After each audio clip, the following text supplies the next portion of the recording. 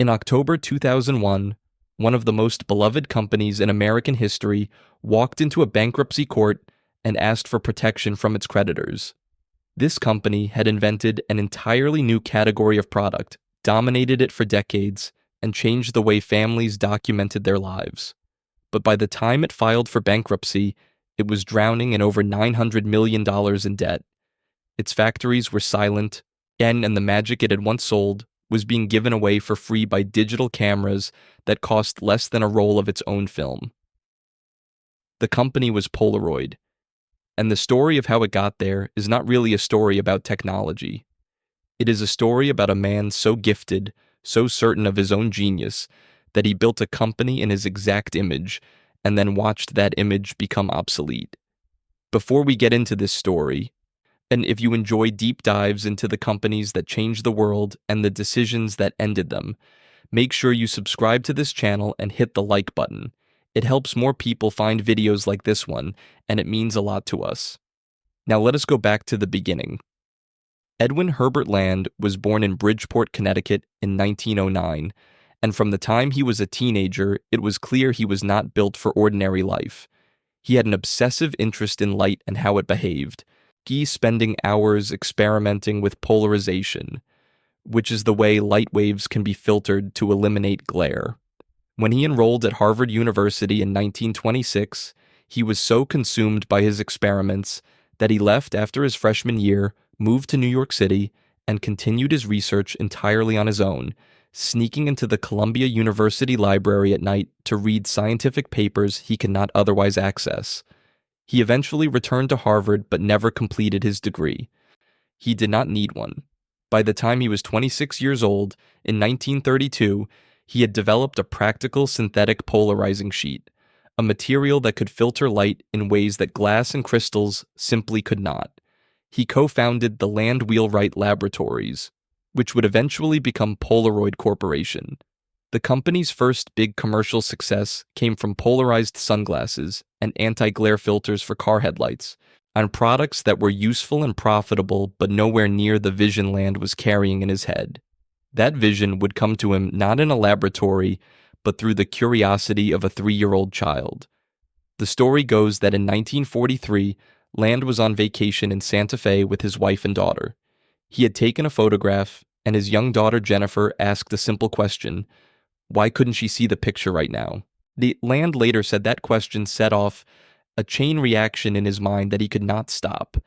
He walked through the entire chemistry problem in his head during that same afternoon, working out how a camera could develop its own photograph internally in a matter of minutes without a darkroom or chemicals or any waiting at all. Within hours, he had the basic concept. Within a few years, he had a working prototype. The Polaroid Land Camera Model 95 launched on November 26th, in 1948 at the Jordan Marsh department store in Boston, sold out its entire inventory of 57 cameras and 1,200 packs of film on the very first day. Polaroid had not just launched a product, it had launched a new way of experiencing time itself. If you are finding this story as fascinating as we do, go ahead and hit the like button right now and subscribe so you never miss another one of these.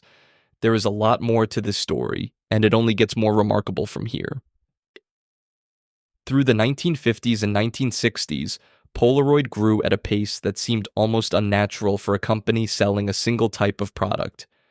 It became one of the most profitable businesses per employee in the entire United States, built almost entirely on the sale of instant film. Land had structured the company in a way that looked simple but was actually a financial fortress. The cameras were priced to be accessible, sometimes sold at near cost, because the real money was in the film packs that customers needed to buy every single time they wanted to take a picture. This model, borrowed from the shaving industry where razors are cheap and blades are expensive, meant that every camera Polaroid ever sold was essentially a permanent subscription to Polaroid's film business. As long as people kept taking pictures, Polaroid kept printing money. At its peak in the 1970s, Polaroid employed over 20,000 people in Massachusetts alone, and was one of the most admired companies in America. Edwin Land was not just a CEO, He was treated more like an artist, a philosopher, and something close to a prophet. Steve Jobs, who was building Apple during these years, called Land one of his personal heroes and described Polaroid as the most elegant company he had ever seen. Land's relationship with innovation was unlike anything in corporate America at the time, yet he did not run Polaroid the way a businessman runs a company. He ran it the way a scientist runs a laboratory, with curiosity as the primary value and commercial concerns as secondary considerations. He gave his engineers enormous freedom, encouraged failure as a path to discovery, and believed deeply that the purpose of a company was not just to make money, but to do something genuinely worthy of human effort. When he introduced the SX70 camera in 1972, the world got to see what that philosophy could produce at its absolute best. The SX70 was a fully automatic single-lens reflex camera that folded flat into a package barely larger than a wallet. It developed its own full-color photographs in front of your eyes, the image emerging slowly over about a minute from a completely blank white square. There was nothing else like it anywhere in the world. Andy Warhol used one constantly. Ansel Adams praised its engineering, and Time magazine later placed it on their list of the greatest gadgets of the 20th century. Edwin Land considered it his masterpiece, and looking at it objectively, it is very hard to disagree with him.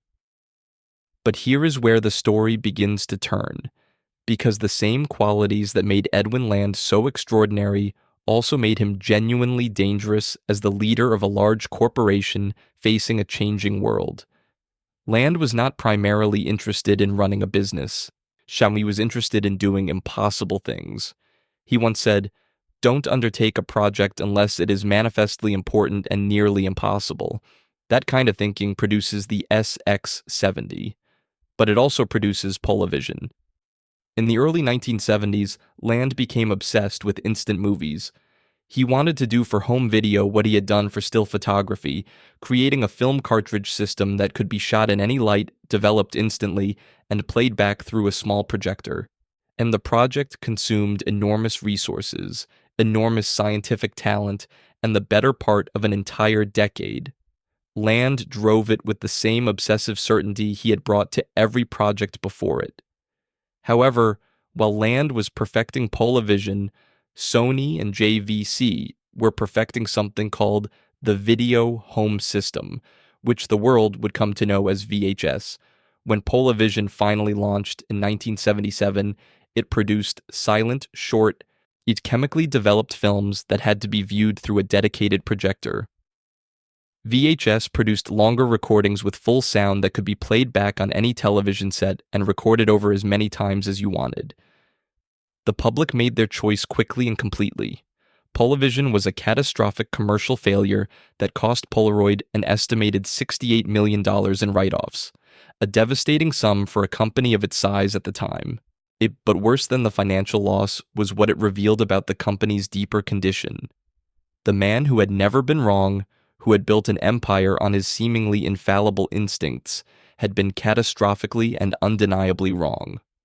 Polaroid's board removed Land from day-to-day operations in 1980.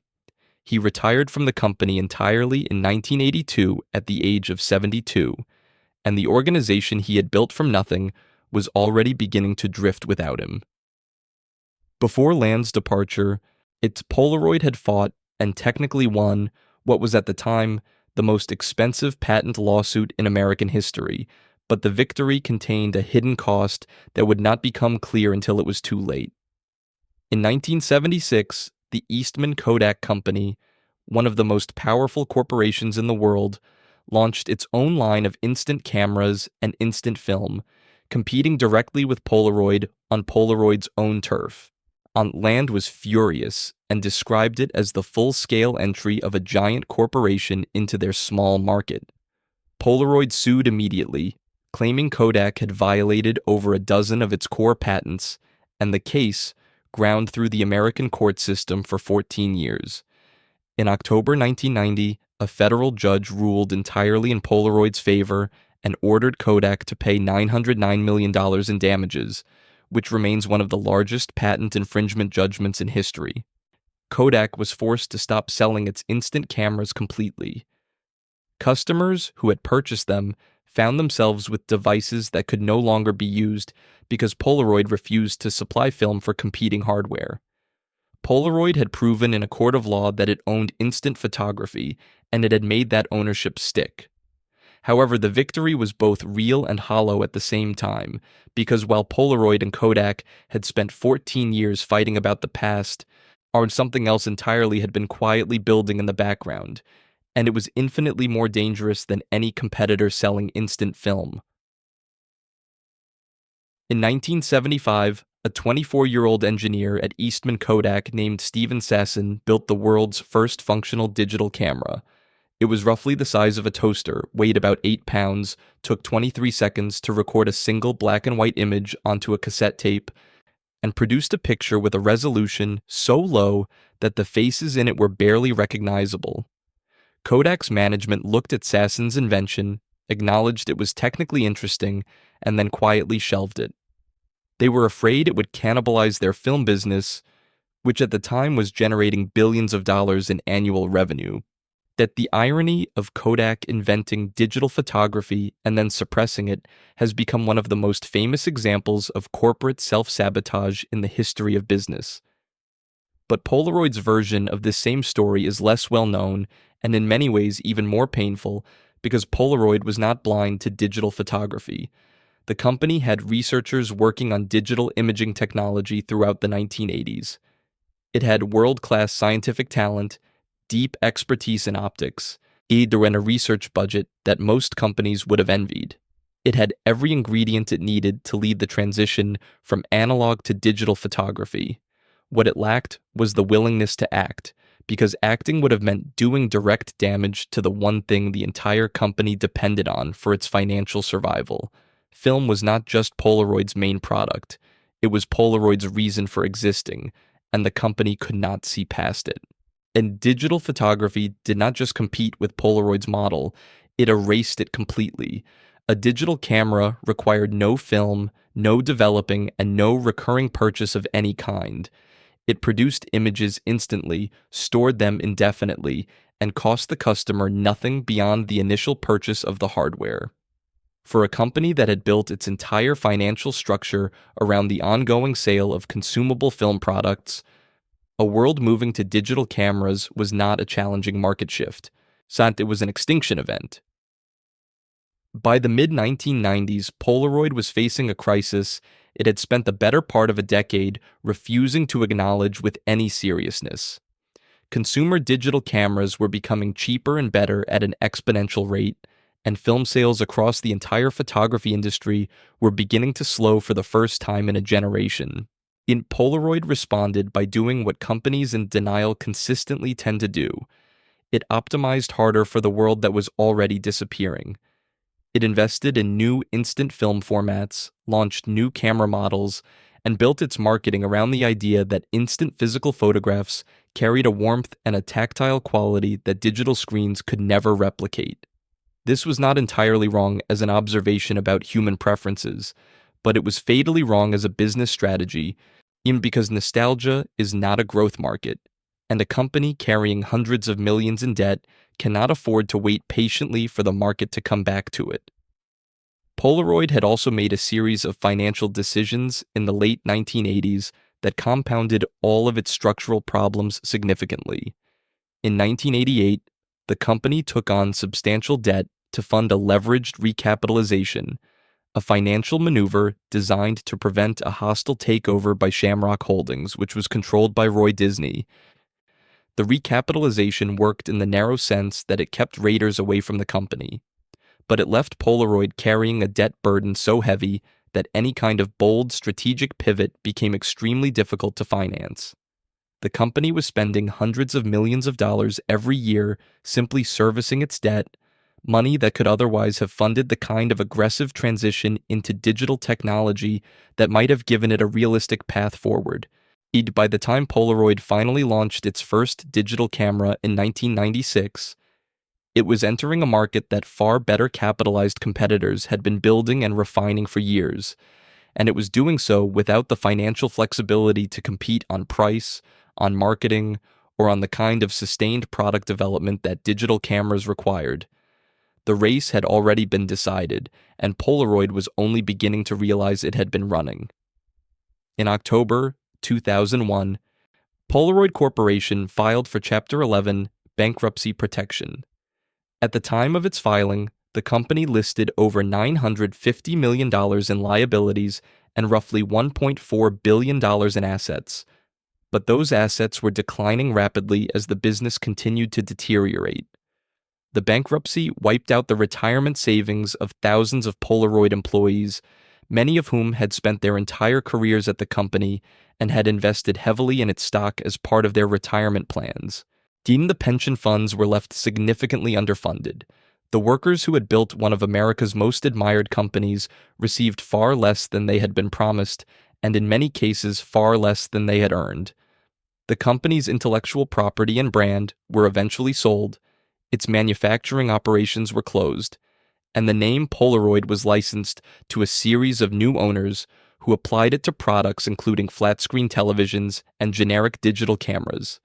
Products Edwin Land would almost certainly have considered completely beneath the standards he had spent his life establishing. Polaroid filed for bankruptcy a second time in 2008, completing a fall from grace that had taken the better part of 3 decades, but had, in retrospect, been visible from almost the moment the company's greatest asset began to function as its most dangerous constraint. That constraint was not its debt load, and it was not its aging film business, and it was not even the arrival of digital technology as a consumer product. The most dangerous liability Polaroid carried through the last 2 decades of its existence was a belief system inherited directly from its founder. The conviction that Polaroid's job was to do what Polaroid did, to do it with absolute perfection, and to trust that perfection would always be enough. That conviction had produced genuine miracles. It had also produced an organization that was constitutionally incapable of asking the one question that might have saved it, which was simply this: what if the thing we do brilliantly is no longer the thing the world needs? Polaroid's story does not belong to Polaroid alone. It belongs to a category of corporate tragedy that repeats itself with depressing regularity because the conditions that produce it are not unique to any company or any era. Eastman Kodak, whose own engineers literally invented the technology that destroyed them, filed for bankruptcy in 2012. After spending years trying to manage a transition it had always lacked the institutional will to fully commit to. Blockbuster Video had the opportunity to purchase Netflix in the year 2000 for $50 million and chose to pass, a decision that became a cautionary tale taught in business schools around the world within the decade that followed. Nokia, and which at its peak in the early 2000s controlled over 40% of the global mobile phone market, failed to recognize that the smartphone was not simply a better phone but an entirely different product category, and watched its market share collapse within 4 years of the iPhone's launch in 2007. In every one of these cases, the pattern is identical.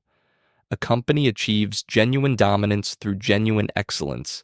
That excellence becomes the company's identity. The identity hardens into the strategy. And when the world changes, the strategy becomes a wall that prevents the people inside from seeing clearly. Edwin Land was one of the most gifted inventors the United States has ever produced. He held 535 patents over the course of his life, a total exceeded in American history only by Thomas Edison. He built a company that brought real joy to tens of millions of people and genuinely changed the way human beings thought about memory, photography, shots, and the preservation of ordinary moments. He was also a man who built a cathedral to his own vision, and when he was gone, the people who remained were so devoted to the architecture that they could not imagine tearing down a single wall to let the future in. Polaroid did not fail because it lacked talent or resources or even ambition. It failed because its greatest strength had become its greatest blind spot, and by the time anyone inside the building could see clearly, that there was simply nothing left worth saving. If this story taught us anything, it is that innovation is not a gift you receive and then keep forever. It is a discipline you practice every single day, especially when things are going well, especially when your current model seems unassailable, and especially when the thing disrupting you looks small and inferior compared to what you have already built. And the companies that survive disruption are not always the ones with the best technology or the largest balance sheets. They are the ones willing to question everything, including the things they built perfectly. Polaroid built something genuinely perfect, and it was so perfect that in the end, they simply could not let it go. If you made it to the end of this video, please take a second to hit the like button and subscribe to the channel so you never miss a story like this one.